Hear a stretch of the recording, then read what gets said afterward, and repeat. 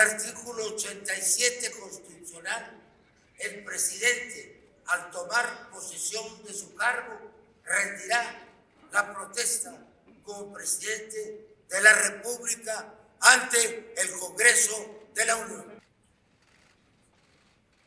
Honorable Congreso, pueblo de México, protesto guardar y hacer guardar la Constitución política de los Estados Unidos mexicanos y las leyes que de ella emanen y desempeñar leal y patrióticamente el cargo de presidente de la República que el pueblo me ha conferido de manera democrática, mirando en todo por el bien y la prosperidad de la Unión.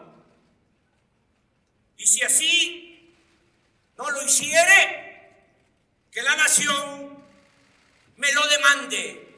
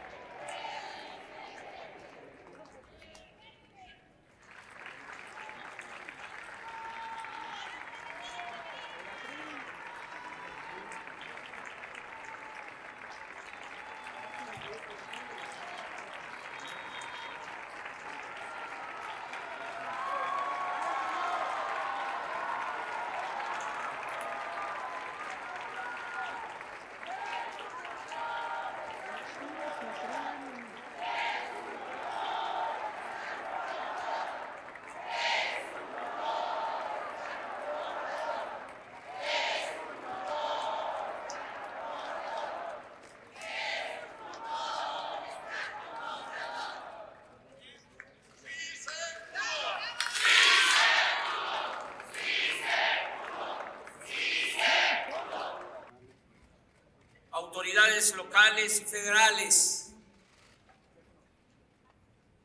invitadas e invitados del extranjero, licenciado Enrique Peña Nieto, le agradezco sus atenciones, pero sobre todo le reconozco el hecho de no haber intervenido como lo hicieron otros presidentes en las pasadas elecciones presidenciales.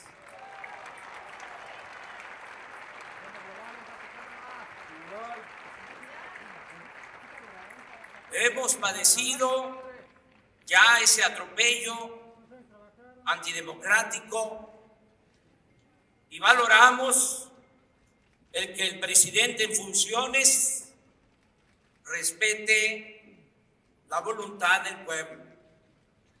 Por eso, muchas gracias, licenciado Peña Nieto.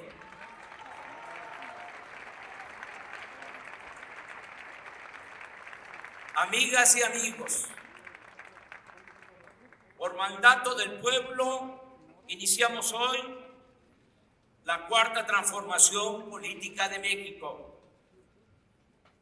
En cuanto a la política económica aplicada durante el periodo neoliberal de 1983 a la fecha, ha sido la más ineficiente en la historia moderna de México.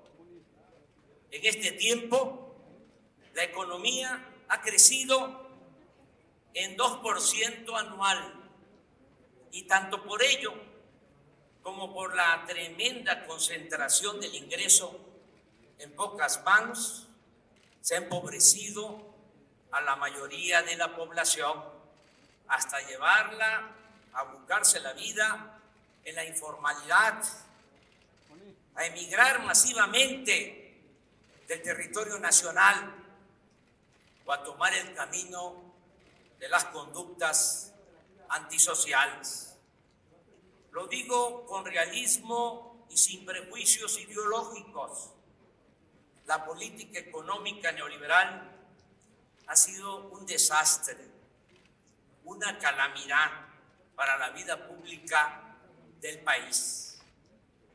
Cuando se aprobó la reforma energética hace 4 años, se afirmó que se iba a conseguir inversión extranjera a raudales, como nunca. El resultado es que apenas llegaron 760 millones de dólares de capital foráneo, lo que únicamente representa el 1.9% de la incipiente inversión pública realizada por Pemex en el mismo periodo y apenas el 0.7% de la inversión prometida. En los considerandos de las leyes aprobadas en ese entonces, se aseguraba que en este año íbamos a estar produciendo 3 millones de barriles diarios. Y la realidad es que estamos extrayendo solo 1.763.000 barriles diarios, es decir, 41% menos de lo estimado y con tendencia a la baja. Es tan grave el daño causado al sector energético nacional durante el neoliberalismo que no solo somos el país petrolero que más gasolinas importa en el mundo, sino que ahora ya estamos comprando petróleo crudo para abastecer a las únicas 6 refinerías que apenas sobreviven. Téngase en cuenta que precisamente desde hace 40 años no se construye una nueva refinería en el país.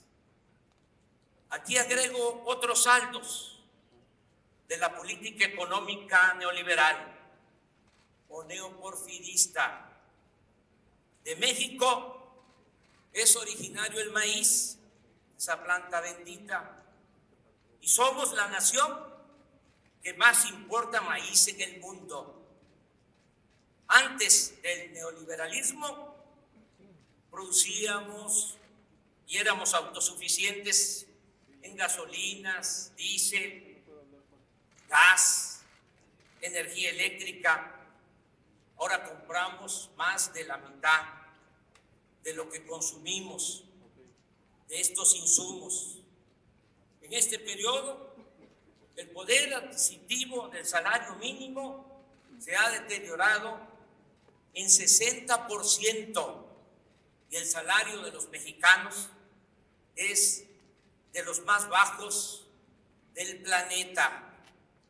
Tenemos el doble de enfermos de diabetes en comparación con países de América Latina.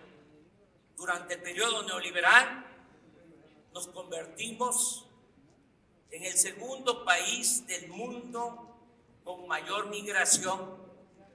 Viven y trabajan en Estados Unidos 24 millones de mexicanos. Y por lo que hace a la violencia, estamos en los primeros lugares del mundo.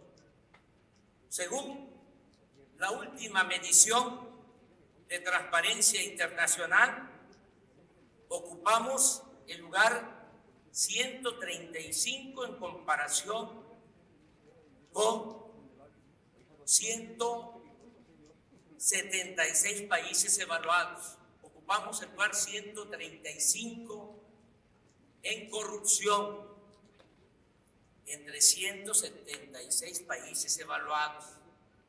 Y pasamos a ese sitio luego de estar en el lugar 59 en el 2000, subir al 70 en el 2006, escalar al 106 en el 2012 y llegar en 2017 a la vergonzosa posición en que nos encontramos. Por eso insisto, el distintivo del neoliberalismo es la corrupción. Suena fuerte, pero privatización ha sido en México sinónimo de corrupción.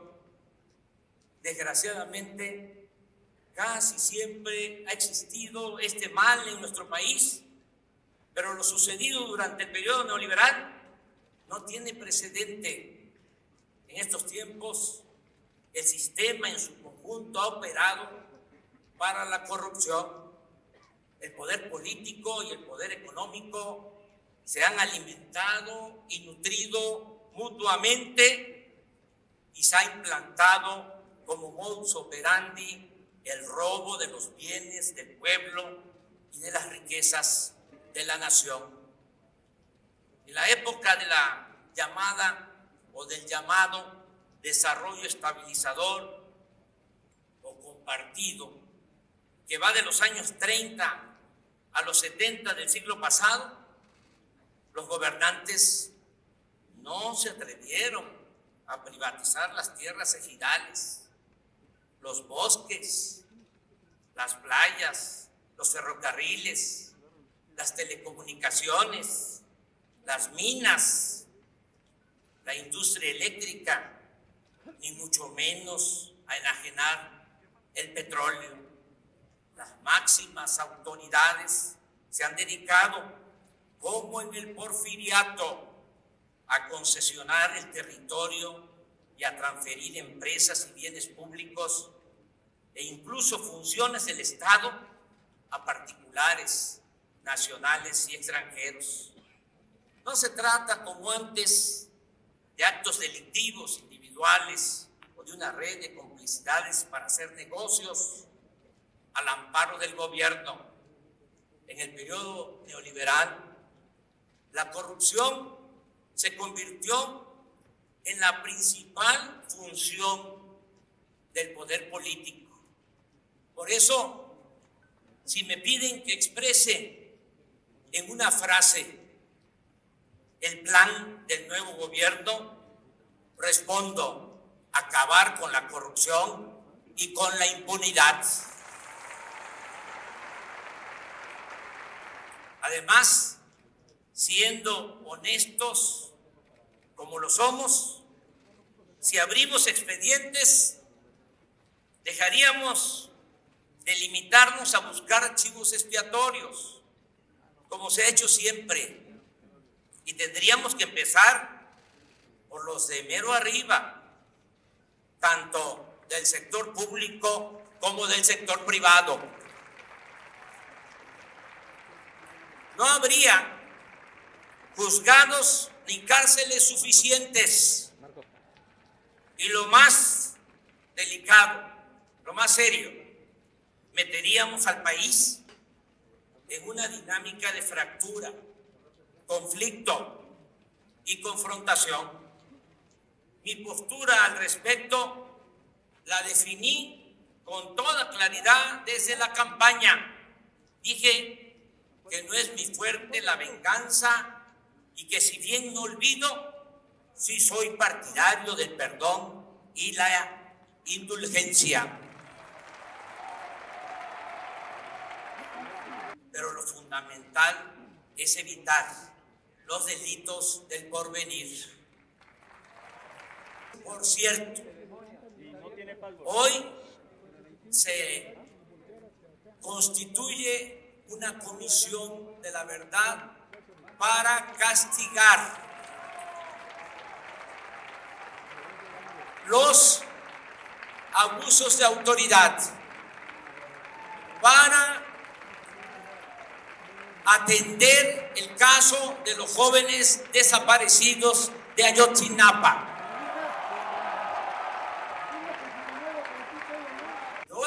defenderé con libertad y argumentos mi postura del punto final y de pensar y trabajar hacia el porvenir. Pero la ciudadanía tendrá la última palabra, porque todos estos asuntos se van a consultar a los ciudadanos.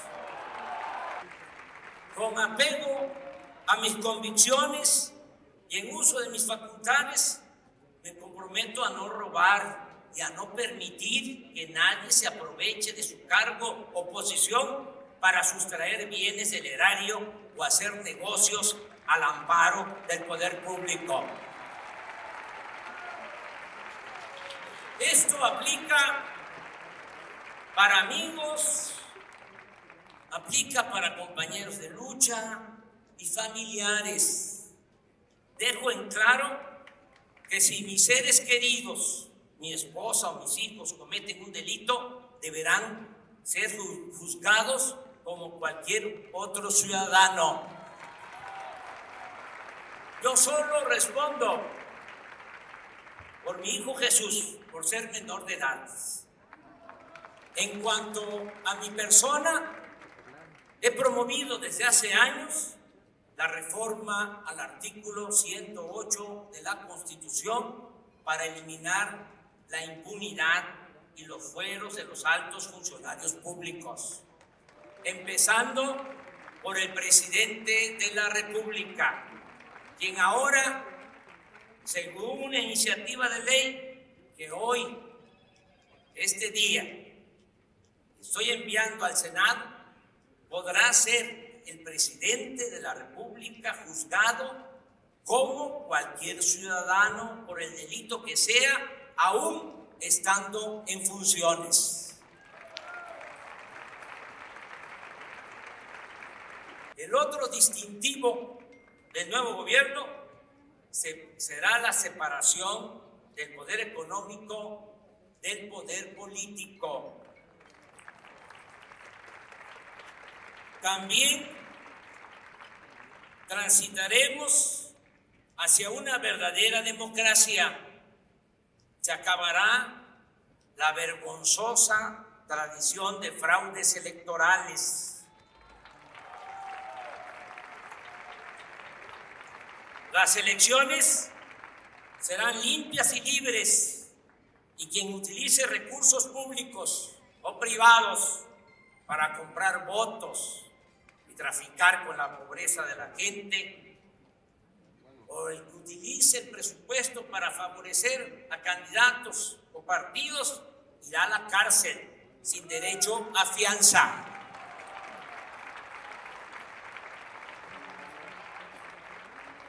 El combate a la corrupción y la austeridad nos permitirá liberar suficientes fondos, más de lo que imaginamos, mucho más, para impulsar el desarrollo de México. Con esta fórmula sencilla de acabar con la corrupción y de llevar a la práctica la austeridad republicana, no habrá necesidad de incrementar impuestos en términos reales, y ese es un compromiso que estoy haciendo. Ni aumentarán los precios de los combustibles más allá de la inflación. Ahora resulta que los que aumentaron el precio de las gasolinas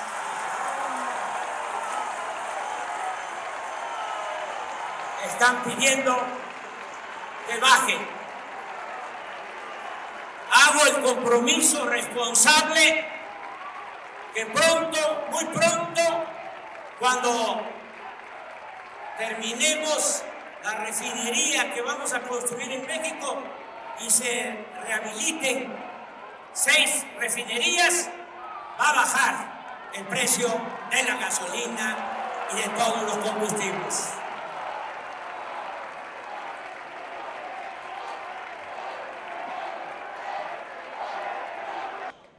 Tampoco vamos a endeudar al país.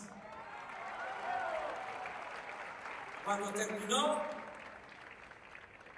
el sexenio del presidente Fox, la deuda pública, y esto no se sabe, pero no está de más recordarlo, era de 1.7 billones. Cuando dejó el gobierno Calderón, la deuda aumentó a 5.2 billones, más de 200%. Y en esos 2 sexenios fue cuando se recibió más dinero por la venta de petróleo al extranjero. Y todo se derrochó o se fue por el caño de la corrupción. Ahora la deuda es de 10 billones. Nada más para pagar el servicio de esa enorme deuda, tenemos que destinar el presupuesto del año próximo alrededor de 800,000 millones de pesos. Por eso ya no va a aumentar la deuda pública. Ese es nuestro compromiso. Los ahorros que obtendremos con el combate a la corrupción y con la aplicación de las medidas de austeridad, se incrementará la inversión pública para rescatar la industria petrolera y la industria eléctrica. Vamos a impulsar proyectos productivos con inversión pública y privada, nacional y extranjera.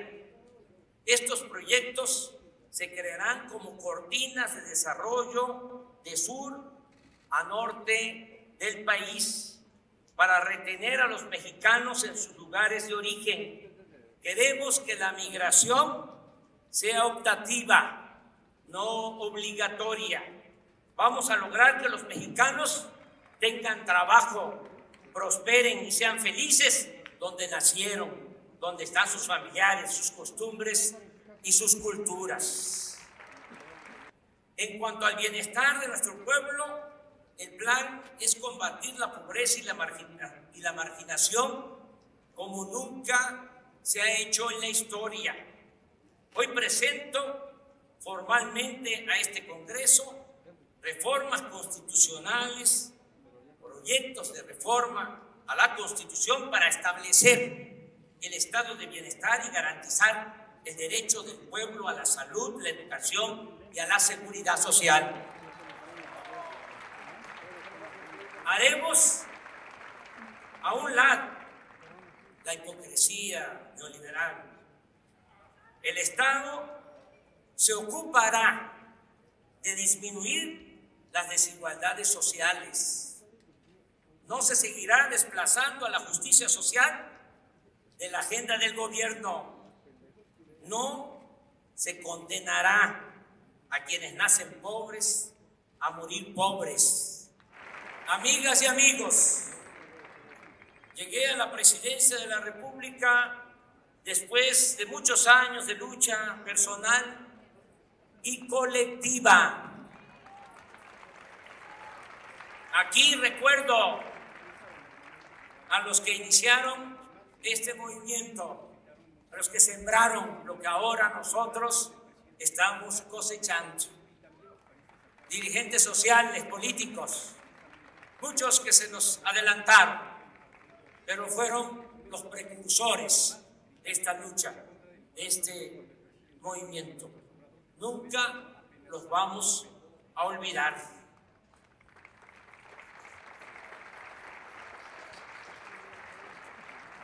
Llegamos después de muchos años, y en mi caso, como en la mayoría de los que forman parte de este gran movimiento, sin dejar la dignidad en el camino, manteniendo en alto nuestros ideales, nuestros principios. En mi caso, particularmente, también en el de muchos otros, mujeres y hombres, mi honestidad, que es lo que estimo más importante en mi vida.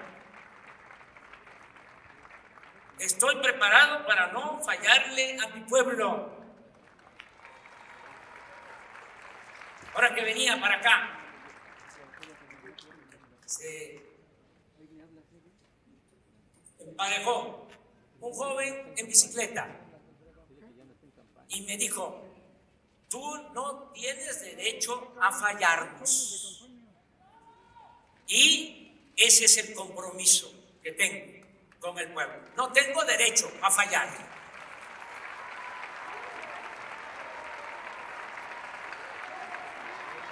La herencia de civilizaciones nos ha forjado como un pueblo tenaz y combativo, luchón, emprendedor, honesto, con una excepcional idiosincrasia de fraternidad, de amor al prójimo, de verdadera solidaridad. Nuestro pueblo no es flojo, no es perezoso, no es indolente, por el contrario, es de las sociedades más trabajadoras del mundo. Y ahí está el ejemplo de nuestros paisanos migrantes que por necesidad han ido a ganarse la vida a Estados Unidos y ahora están enviando a sus familiares 30,000 millones de dólares anuales.